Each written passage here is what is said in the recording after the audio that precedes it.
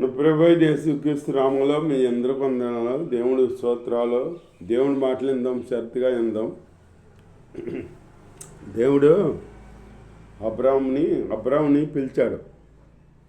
అబ్రాముని పిలిచి నీ ఇంటిని, నీ తండ్రి ఇంటిని, నీ బంధువుని, నీ సమస్తాన్ని విడిచి రమ్మన్నాడు అన్నమాట. రమ్మన్నాడు, నేను చూపించే దేశానికి రమ్మన్నాడు. అంతేకాని ఫలానా చాటుకని చెప్పలా. ఫలానా చాటుకని చెప్పలా. చెప్పతే అబ్రాము ఆయన చెప్పిన మాట ప్రకారం చేశాడు. మన వాళ్ళు అయితే ఏమంటారు ఇప్పుడు? ఎక్కడికి వెళ్ళాలి ప్రభా? ఏ దేశానికి వెళ్ళాలి? ఆ దేశం జీవిస్తాకి యోగ్యంగా ఉంటుందా? మాకు వసతులు అన్నీ బాగుంటాయా? అక్కడ ఏమేమి ఉంటాయి? బట్టలు మంచిగా పడితేయా అని అడుగుతాం. ఇవన్నీ అడుగుతాం. మాకు అన్నీ ఉంటాయా? వసతి అన్నీ శుభ్రంగా జరుగుతాయా అని మనం అడుగుతాం. అలా ఈ అబ్రాహం అడగకుండా దేవుని మాట్లాడినప్పుడు దేవుని మాటకు లోబడ్డాడు అన్నమాట. పలానా చాటుకు అని చెప్పలా.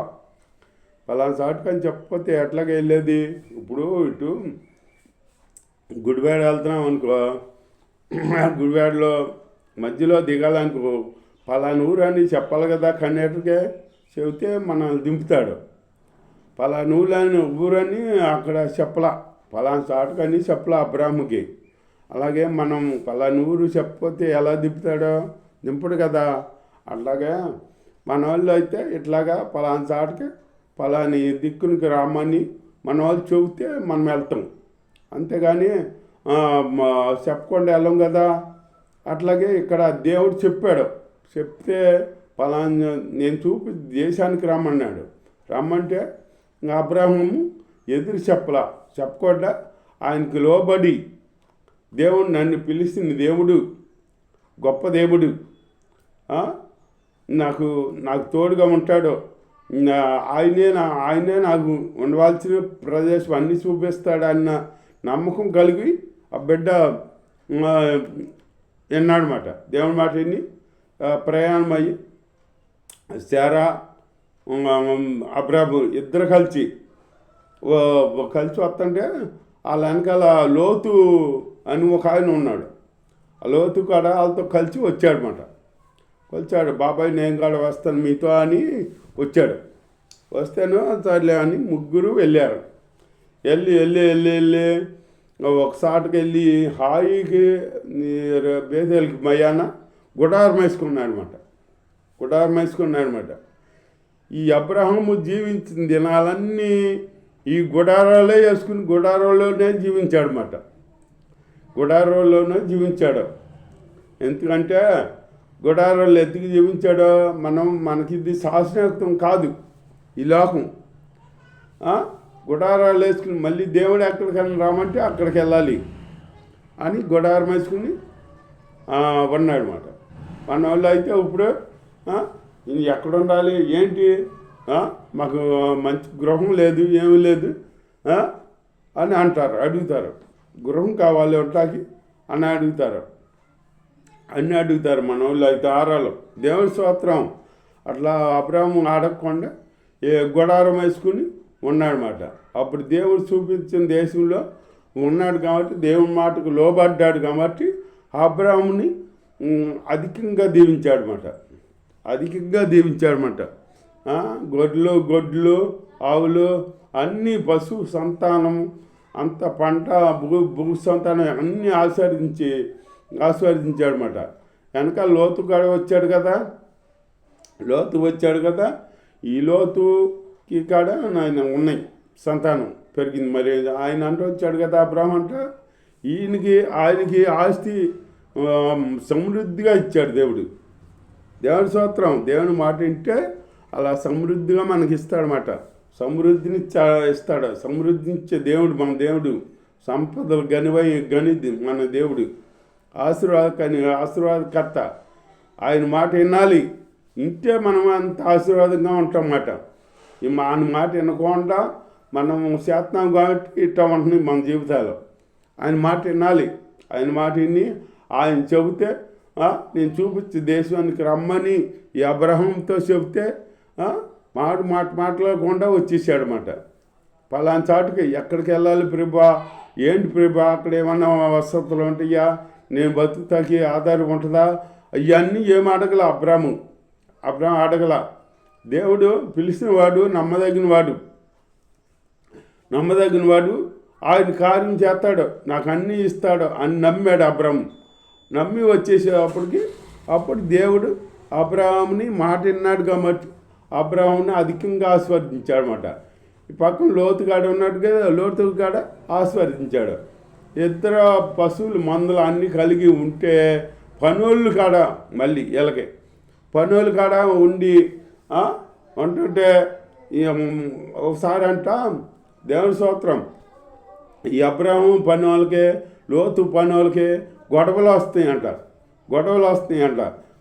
వస్తుంటే అప్పుడు అబ్రాహము లోతుని పిలిచి మాట అన్నాడంట. ఏమన్నాడు, అబ్బాయి మనం బంధువులు కదా, మన మధ్య గొడవలు ఉండకూడదు, మనస్పర్ధలు ఉండకూడదు, మనం గొడవల చేత విడిపోకూడదు, మామూలుగానే మనం విడిపోవాలి అని చెప్పేసి అప్పుడు ఇదిగో ఈ దేశం అంతా నీ ముందుంది, నువ్వు ఎటువైపుకి వెళ్తావో వెళ్ళు, నేను ఉన్న ప్రదేశానికి నేను వెళ్తాను, అంతేగాని మనం కలిసి ఉండి మన పని వాళ్ళ ద్వారా మనకి గొడవలు వచ్చి మనస్వార్థాలు రాకూడదు, అట్లాంటి జీవితం మనలో ఉండకూడదు అని చెప్పి అబ్రాహం చెప్పాడనమాట. చెప్పేటప్పటికి ఈ లోతు ఇక ఎదురు చెప్పలా. అబ్రాహం చెప్పాడు కదా, ఆ మాట ఇచ్చుకొని ఆ దేశం అంతా చూశాడనమాట. చూస్తే సొదొమ గుమ్మర పట్టణాల్లో వైపు చూశాడు. అవి పచ్చగా ఉన్నాయి, ఏదో వనము లేక పచ్చగా ఉన్నాయి అన్నమాట. ఉండేటప్పటికి నేను ఆ పక్క వెళ్తాను బాబాయ్ అని చెప్పేసి వెళ్ళిపోతే ఇక ఉన్న ప్రదేశం అంతా ఎడారిగా ఉంటే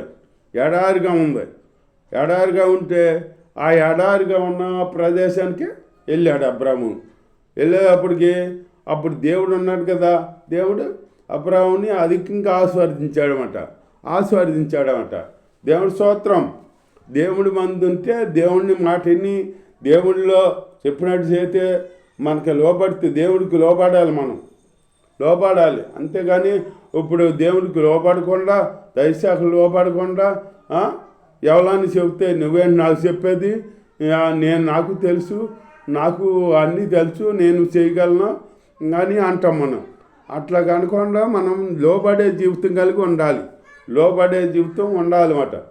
ఒకళ్ళు చెబితే అతన్ని తక్కువ అంచనా వేయకూడదు, మనం ఎదుటి వ్యక్తిని తక్కువ అంచనా వేయకూడదు. మనం ఏంటంటే నువ్వేంటి నేను గొప్ప, నీకన్నా నేను గొప్ప అని అనకూడదు. మనకన్నా అతనే గొప్పవాడు అనుకోవాలి మన మనసులో. మనం గొప్పవాడు, దేవుడి కృప వల్ల ఏదో మనం ఇట్లా ఉన్నాము అని అనుకోవాలి, అనుకుని జీవించాలన్నమాట. ఎదటోని గొప్ప చేసి మాట్లాడాలి మనం, అంతేగాని ఎదటోని కించపరిచి మాట్లాడకూడదు. మాట్లాడే జీవితం మనలో ఉండకూడదన్నమాట. దేవుని స్తోత్రం. అప్పుడు అబ్రాహాముకి అంత సంతానం ఉంది కదా, లోతు వెళ్ళిపోయాడు కదా, అబ్రాహాము నా పక్కకి వెళ్ళిపోయాడు. అక్కడికి వెళ్తే ఆ ఎడారి భూమిలోనే దేవుడు అధికంగా ఆశీర్వదించాడన్నమాట. ఒకసారి ఈ లోతు సొదొమ గుమ్మరాల పట్టణానికి వెళ్ళాడు కదా, లోతుని చెరపట్టబడ్డాడంటే ఈ లోతుని ఒకడు వచ్చి వాళ్ళ మీద వాళ్ళని అధికారం చలాయించారన్నమాట. వాళ్ళనేమో తీసుకెళ్ళారు బానిసలుగా. తీసుకెళ్తే అది అబ్రాహాముకి తెలిసి అప్పుడు ప్రార్థన చేసి అప్పుడు బయలుదేరి వాళ్ళంట అలవరచబడిన 365 మందో ఎంతమందో తీసుకెళ్ళి వాళ్ళని జయించి వాళ్ళని కనుక్కుని ఎక్కడున్నారో కనుక్కుని వెళ్ళి వాళ్ళని జయించి వాళ్ళ దగ్గర నుంచి లోతుని తీసుకొచ్చాడంట. అలాగే అబ్రాము బంధువుడని లోతు వెళ్ళిపోయాడు కదా, ఇంకా లోతుతో మనకెందుకులే అనుకోలే అబ్రాము. అనుకోకుండా లోతు చెరపట్టబడ్డాడని తెలిసి ఎంతో బాధపడ్డాడనమాట. బాధపడి వాళ్ళ ఇంట్లో ఉన్న మనుషుని తీసుకుని వెళ్ళాడు, లోతుని రక్షించాడనమాట. వాళ్ళ చేతిలో నుంచి విడిపించి తీసుకొచ్చాడనమాట. తీసుకొచ్చి అప్పుడు అంత అబ్రాము అంత ప్రేమ కలిగిన వాడనమాట. మనం ప్రేమ కలిగి ఉండాలి, మనం ఆత్మీయులుగా ఉండాలన్నమాట.